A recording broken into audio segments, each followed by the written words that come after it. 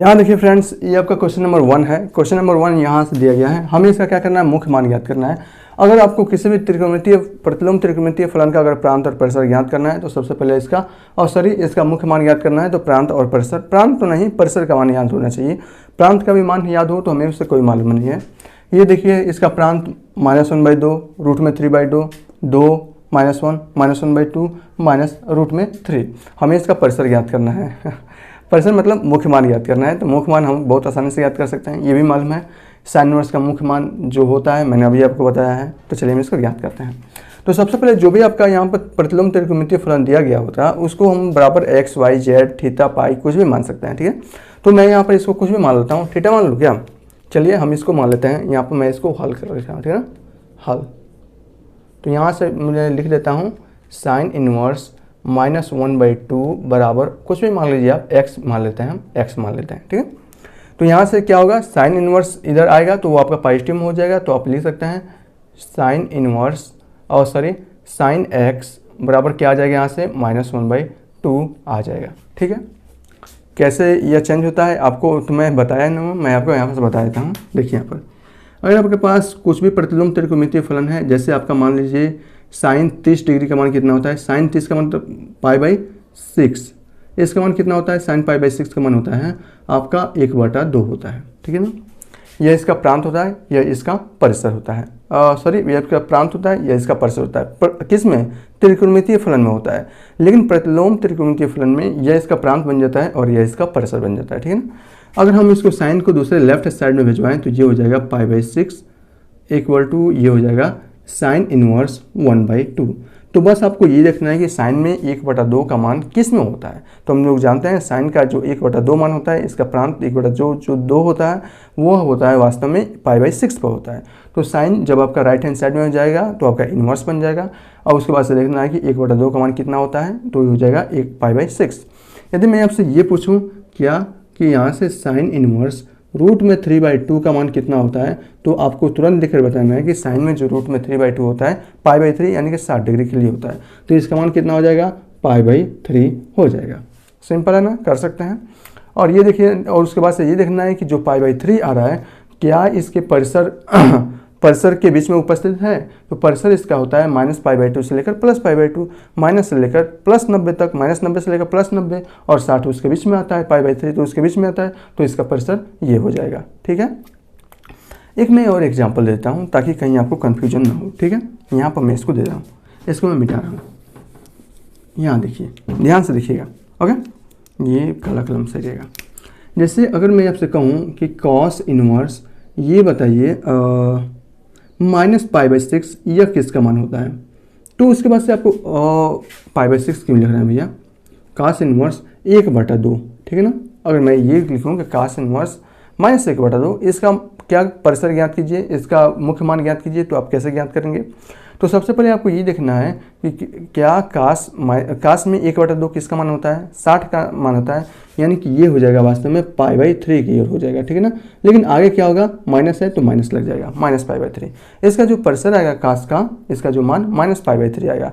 लेकिन उसके बाद से इसका परिसर का रेंज इसका कितना होता है, तो हमने आपको बताया कि कास इनवर्स का जो रेंज होता है वो 0 से π के बीच में होता है। यानी कि 0 से π के बीच में हो रहा है, 0 से 180 डिग्री के बीच में हो रहा है, 2π मतलब π के बीच में हो रहा है। यार यहाँ से देख रहे हैं वो क्या है, -π/3 है, ठीक है ना। इसका मतलब 0 से छोटी ये संख्या है, तो हमें क्या करना पड़ेगा, इसको इस रेंज के अंदर लाना पड़ेगा, ठीक है ना। किस में लाना पड़ेगा, 0 और π के बीच में लाना पड़ेगा। और हमें यहाँ पर परिसर इसको क्या बनाना पड़ेगा, नेगेटिव बनाना पड़ेगा, ठीक है ना।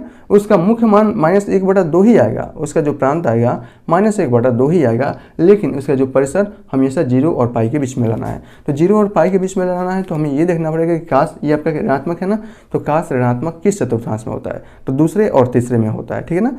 दूसरे और तीसरे, दूसरे के लिए क्या लिख सकते हैं, π - α लिख सकते हैं। अब तो मैंने आपको बताया है, तो इसको क्या लिख सकते हैं हम लोग, π माइनस अल्फा के जगह क्या है 3, और इसका मान आ जाएगा 2π/3। अब यह 2π/3 किसके बीच में, 0 और π के बीच में है।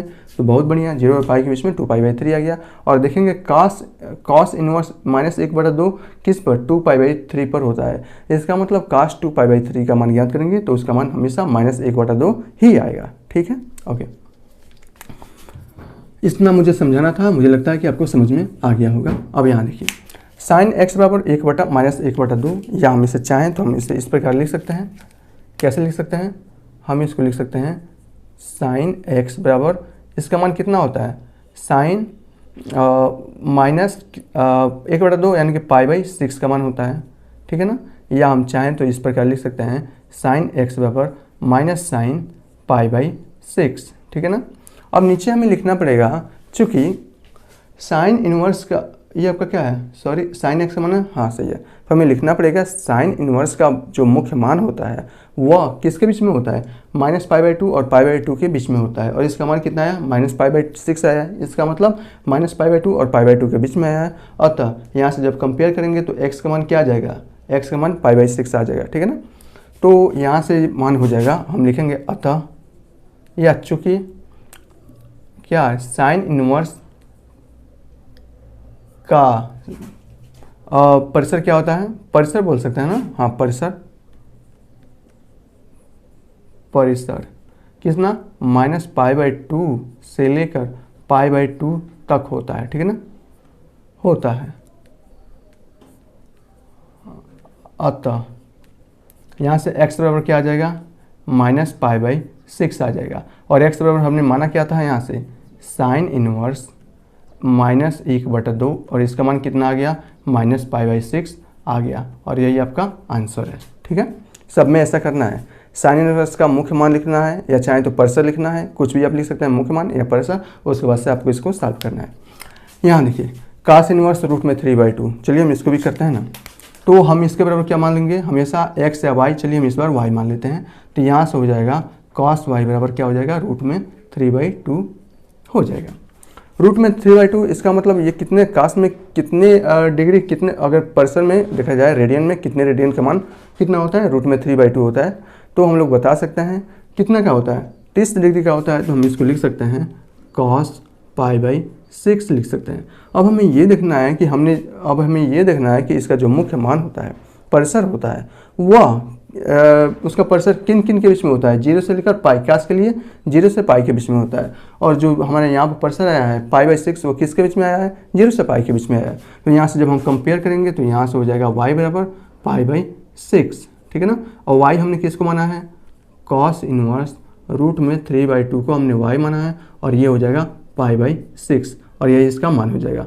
आप नीचे भी लिखना पड़ेगा, चूँकि cos इनवर्स का परिसर जो होता है या मुख्य मान होता है वह 0 और पाई के बीच में होता है। अतः y बराबर π/6, अतः cos इनवर्स √3/2 बराबर π/6 ऐसे लिख सकते हैं। इसको देखते हैं कोसेक इनवर्स 2 का देखते हैं, ठीक है ना। यहाँ देखिए कोसेक और साइन एक दूसरे के रेसिप्रोकल होते हैं, यानी कि साइन में जिसका मान 1/2 होगा, कोसेक में उसका मान 2 होगा।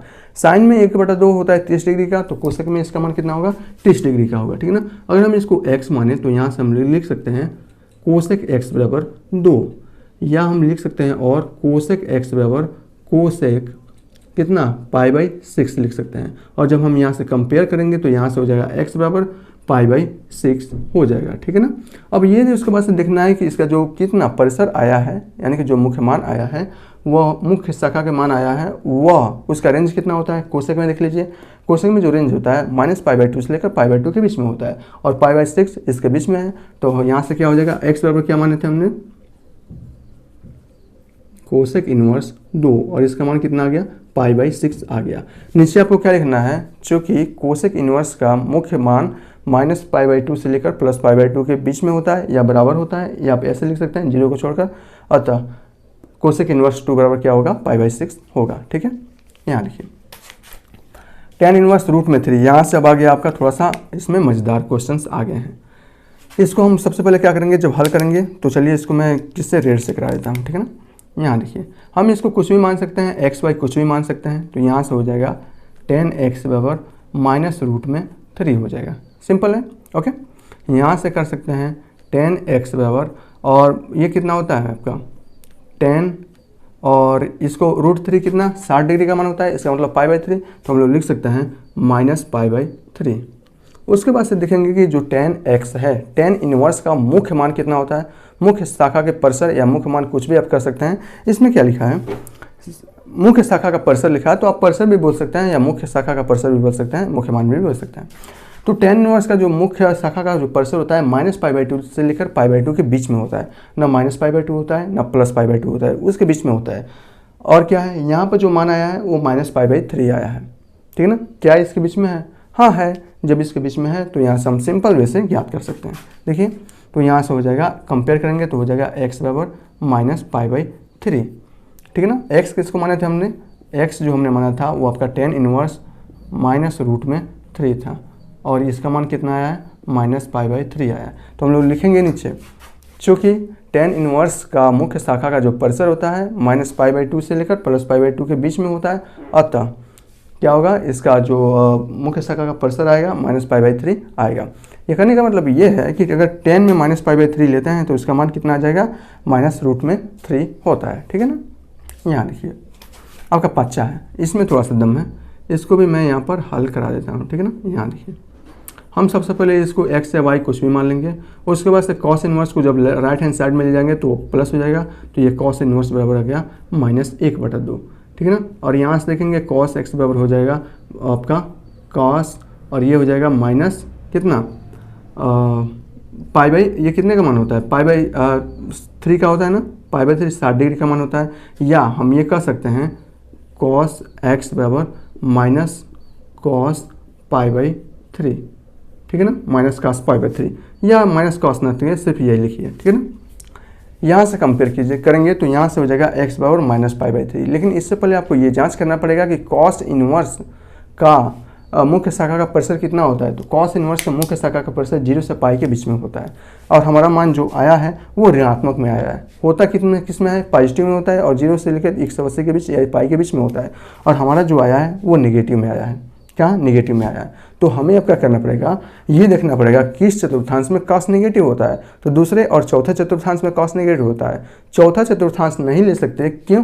क्योंकि इसका मान 0 से लेकर π के बीच में ही है। चौथे चतुर्थांश का मतलब 2π माइनस अल्फा करना पड़ेगा, ठीक है ना। इसका मतलब वो π से बाहर निकल जाएगा।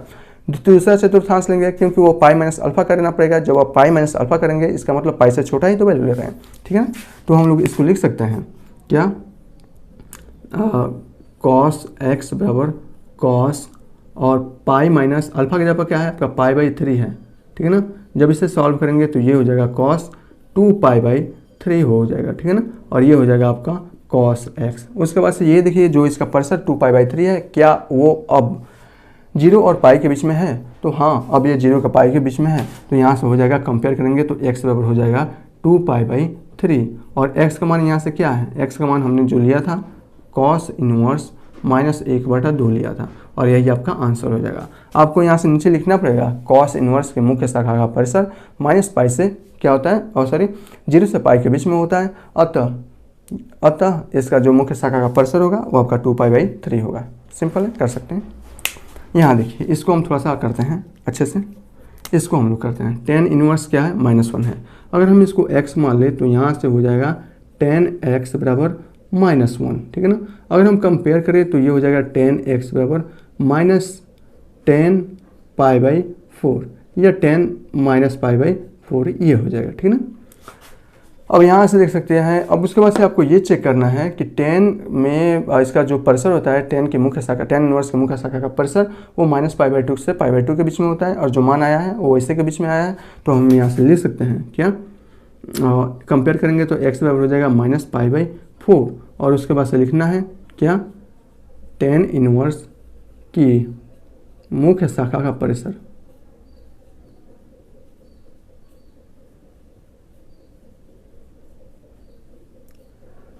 -π/2 से लेकर π/2, मतलब इन दोनों को छोड़कर, ठीक है ना। -π/2 को छोड़ दीजिए, +π/2 को छोड़ दीजिए, इसके बीच की संख्या होती है होता है। अतः ये क्या होगा, x अपन में क्या होना है, tan इनवर्स -1 बराबर क्या आ जाएगा, -π/4 आ जाएगा, और यही आपका क्या होगा, आंसर होगा। इस प्रकार इस प्रश्नावली के सभी क्वेश्चंस आप कर सकते हैं।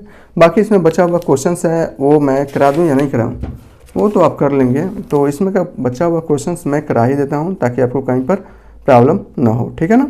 चलिए 7, 8, 9 और 10 6 क्वेश्चंस के हैं ना। हाँ, 7, 8, 9, 10 ये 4 क्वेश्चंस बचे हैं, वो भी मैं आपको करा देता हूँ। ओके, साथ यहाँ देख लेते हैं। जब हम इसको हल करेंगे तो हल सबसे पहले हम क्या करेंगे, इसको हल में इसको हम लोग y के बराबर लेंगे। जब y के बराबर लेंगे और पक्षांतर करेंगे तो sec y बराबर आ जाएगा 2/√3 आ जाएगा, ठीक है ना। और इसका मान कितना होता है, sec में 2/√3। sec और cos एक दूसरे के रेसिप्रोकल होते हैं।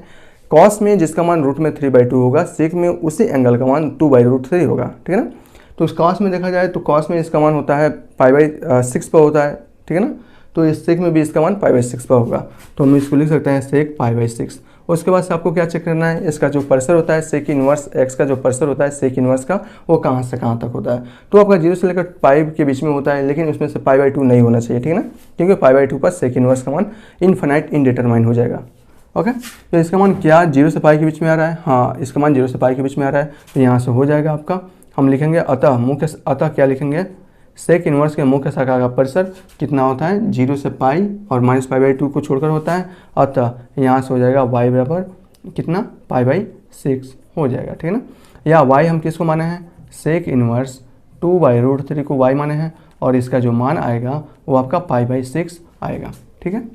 इस प्रकार इसको करेंगे। यहाँ देखिए कॉट इनवर्स, सबसे पहले हम इसको क्या मानेंगे, y के बराबर मानेंगे, और यहाँ से हो जाएगा कॉट y बराबर √3 हो जाएगा। और यहाँ से देखिए तो √3 इसका मतलब काट और टेन एक दूसरे के रेसिप्रोकल होते हैं। टेन में जिसका मान 1/√3 होगा, काट में उसी का मान √3 होगा, ठीक है ना। तो 10 में 1/√3 30 का होता है, तो इसका मान भी कितना हो जाएगा, 30 का हो जाएगा। तो ये हो जाएगा कॉट y बराबर कॉट π/6, ठीक है।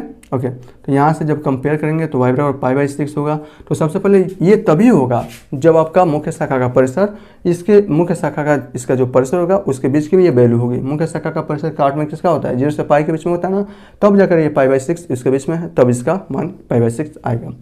बाकी कैसे लिखना है आप यहाँ से लिख लीजिएगा, पहले और दूसरे तीसरे चौथे क्वेश्चन में। इसका जब हम करेंगे तो इसका मान हो जाएगा आपका, हम y लेंगे तो यहाँ से हो जाएगा cos y बराबर हो जाएगा -1/√2। या अगर हम लिखना चाहें तो हम इसे लिख सकते हैं cos 1/√2 45 डिग्री का होता है, तो -π/4। उसके बाद से ये देखना है कि इसका जो मान आया है -π/4 वह क्या इसके मुख्य शाखा के बीच की वैल्यू है। तो इसके जो मुख्य शाखा होता है का परिसर होता है वो 0 से पाई के बीच में होता है, और इसका जो मान आया है -π/4 होता है, यानी कि ये सभी के सभी पॉजिटिव वैल्यू होते हैं और ये नेगेटिव वैल्यू है। तो सबसे पहले आपको देखना है कि किस चतुर्थांश में कास का मान नेगेटिव होता है। तो दूसरे और चौथे चतुर्थांश में होता है, चौथे हम ले नहीं सकते, क्यों, क्योंकि मैंने आपको बता दिया है। दूसरा लेंगे, दूसरे के लिए π-α करते हैं, ठीक है ना। तो हम यहाँ से लिख सकते हैं, हम चाहें तो आप इसको यहाँ से हो जाएगा cos y बराबर, ये आपका cos और क्या होता है π-α, अल्फा की जगह क्या है π/4 है, तो हम इसको लिख सकते हैं cos 3π/4, ठीक है ना। तो आपको नीचे लिखना पड़ेगा, चूँकि cos इनवर्स के मुख्य शाखा का परिसर 0 से लेकर पाई के बीच, 0 से लेकर पाई होता है, 0 से लेकर पाई नहीं, इस प्रकार से संकेत से आप दर्शा सकते हैं। अतः इसका जो मान आएगा कंपेयर करने के बाद y बराबर क्या आएगा, 3π/4 आएगा, जो 0 से पाई के बीच की संख्या है। और y हमने माना किसका है, cos इनवर्स -1/√2 को y माना है, और इसका मान 3π/4 आएगा, ठीक है। इस प्रकार आप इससे आसानी से कर सकते हैं। 1 मिनट, ओके।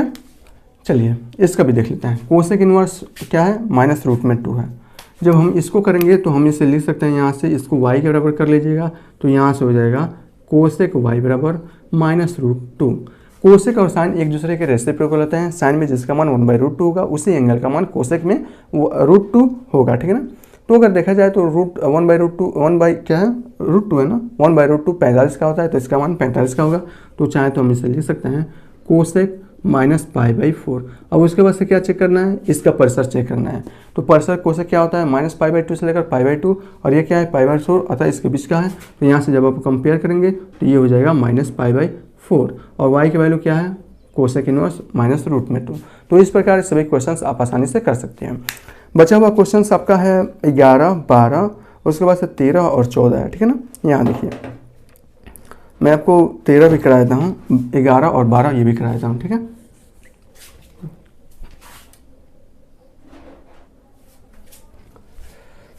तो चलिए ये करते हैं 11 अच्छे से करते हैं इसको, ठीक है। अच्छा, इसका मान देखिए यहाँ पर tan इनवर्स 1 का मान, हमें इसका मान ज्ञात करना है। ये आपके 4 वैल्यू दिए गए हैं। टेन इनवर्स 1 का मान कितना होता है वास्तव में देखा जाए तो π/4 होता है ना, 10 45 अंश का मान π/4 होता है। जब यहाँ से तो इसका मान कितना हो जाएगा π/4, यानी कि 1 पर आप सीधे देख सकते हैं क्या होता है π/4 होता है। ठीक है, cos इनवर्स -1/2, चलिए इसका मान हम लोग ज्ञात कर लेते हैं। आसान है ज्ञात करना, तो ज्ञात करने में कोई प्रॉब्लम नहीं है। यहाँ देखिए यह क्या है, cos इनवर्स क्या है -1/2 है। इसका मान हम y या x कुछ भी मान लेंगे, तो यहाँ से हो जाएगा cos इनवर्स y और सॉरी cos y बराबर क्या हो जाएगा -1/2, जिसका मान होता है cos -π/3 का मान होता है। मुख्य शाखा का परिसर क्या होता है आपका 0 से पाई होता है, अर्थात इसका मान 0 से पाई के बीच में आना चाहिए। काश जो ऋणात्मक होता है वो आपका द्वितीय चतुर्थांश में होता है, इसका मतलब पाई माइनस अल्फा पर होता है। तो हम इसे लिख सकते हैं cos y बराबर cos पाई माइनस अल्फा की जगह पर क्या है π/3 है। ठीक है ना, इसका मतलब ये हो जाएगा cos 2π/3 ये हो जाएगा। ठीक है ना, कंपेयर करेंगे तो यहाँ से हो जाएगा y बराबर 2π/3 हो जाएगा। y है आपका का cos इनवर्स -1/2, जिसका मान कितना आया है 2π/3 आया है। तो इसको मैं रेड कलम से कर दे रहा हूँ, 2π/3 आया है। साइन इनवर्स में -1/2 का मान होता है -π/6 और -π/6 -π/2 और π/2 के बीच में आता है, इसलिए इसका मान कितना होगा इसका मान हो जाएगा कितना होगा 6 होगा। ठीक है ना, इसको सॉल्व कर लीजिए तो तीनों का एलसीएम जो आएगा वो आपका क्या आएगा 12 आएगा ना, 12 आएगा तो ये हो जाएगा 3π और ये हो जाएगा 3 चौको 12 4 गुना 8π और ये हो जाएगा -2π। सिंपल है, 4 3 12 3π और ये हो जाएगा 3 चौको 12 4 गुना 8π और -2π 6 12 2π। ठीक है ना, और इसका जब मान आप ज्ञात करेंगे तो 8 3 11, 11 में से 2 जाए बचेगा आपका 9π/12 बचेगा, 3 से काटेंगे तो 3π/4 बचेगा और यही इसका आंसर हो जाएगा। सिंपल है, कर सकते हैं। ये देखिए cos इनवर्स 1/2 का मतलब 60 π/3 और π/3 हो जाता है, मुख्य शाखा के अंदर आता है, 0 से पाई के बीच में आता है, तो इसका मान कितना हो जाएगा π/3 हो जाएगा +2। यह क्या है sin इनवर्स 1/2 का मतलब π/6 और π/6 का मतलब इसके यह -π/2 और π/2 के बीच में है, तो ये हो जाएगा 2π/6। ठीक है ना, ये हो जाएगा वास्तव में π/3 हो जाएगा, तो π/3 और यहाँ से प्लस π/3, तो ये वास्तव में हो जाएगा 2π/3 ये हो जाएगा और यही आपका आंसर हो जाएगा। ये करना था, इसका भी मान ज्ञात कर लेते हैं। ये वास्तव में क्वेश्चन नंबर 14 है जो कि आपका ऑप्शनल है, तो चलिए हम इसको करते हैं। tan इनवर्स √3 मतलब कितना होता है 60 अंश, 60 का मतलब π/3 होता है। sec इनवर्स -2, सेक और कास एक दूसरे के रेसिप्रोकल होता है। 1/2 कास में कितना का मान होता है π/3 का मान होता है, तो सेक भी π/3 का मान होगा, लेकिन ये वास्तव में -π/3 होगा और मुख्य शाखा का परिसर कितना आता है 0 से पाई के बीच में आता है। ठीक है ना, यहाँ देखिए इसको मैं करा देता हूँ, थोड़ा सा अच्छा है, उसी समय से तो बेकार दे रहा था, इसमें से कुछ अच्छा है। यहाँ देखिए यह क्या है सेक इनवर्स -2 है, हम इसको y मान लेते हैं, तो यहाँ से हो जाएगा सेक y बराबर क्या हो जाएगा -2 हो जाएगा। या हम लिख सकते हैं सेक y बराबर क्या लिख सकते हैं सेक और -π/3 लिख सकते हैं। लेकिन इसके मुख्य शाखा का जो परिसर होता है 0 से पाई के बीच में होता है, π/2 तो होता ही नहीं है, उसको छोड़कर बाकी सब होते हैं 0 से पाई के बीच में, कुछ भी हो सकता है। इसका जो मुख्य शाखा का परिसर है वो ऋणात्मक है और इसमें जो मुख्य शाखा का परिसर आता है वो आपका पॉजिटिव होना चाहिए।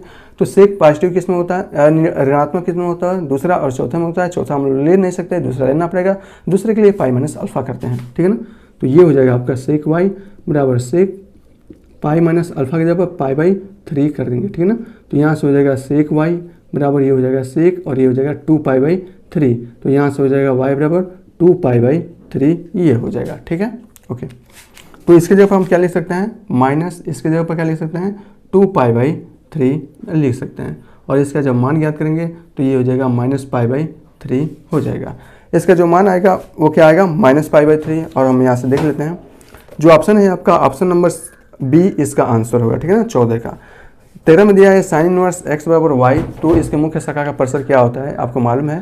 साइन इनवर्स का मुख्य शाखा का परिसर जो होता है वो हमेशा -π/2 से π/2 तक होता है, यानी कि हम ये कह सकते हैं x का मान -π/2 से बड़ा या बराबर और π/2 से छोटा या इसके बराबर हो सकता है। तो इसका जो ऑप्शन आएगा वो आपका ऑप्शन नंबर बी आएंगे। ठीक है ना, 13 का ऑप्शन नंबर बी आएगा, -π/2 से y का मान -π/2 से छोटा या बराबर या π/2 से -π/2 से बड़ा या बराबर π/2 से छोटा या इसके बराबर हो सकता है, तो ऑप्शन नंबर बी होंगे। इस प्रकार आपके सभी के क्वेश्चन यहीं पर समाप्त होते हैं। ठीक है ना, जितने भी क्वेश्चंस थे हमने प्रतिलोम त्रिकोणमितीय फलन के उस सभी क्वेश्चंस को किए। अब इसका जो नेक्स्ट कॉन्सेप्ट है, नेक्स्ट प्रश्नावली में हम उसको सीखने वाले हैं। ओके, चलिए हम इसको यहीं पर क्लोज करते हैं। तब तक के लिए बहुत बहुत धन्यवाद।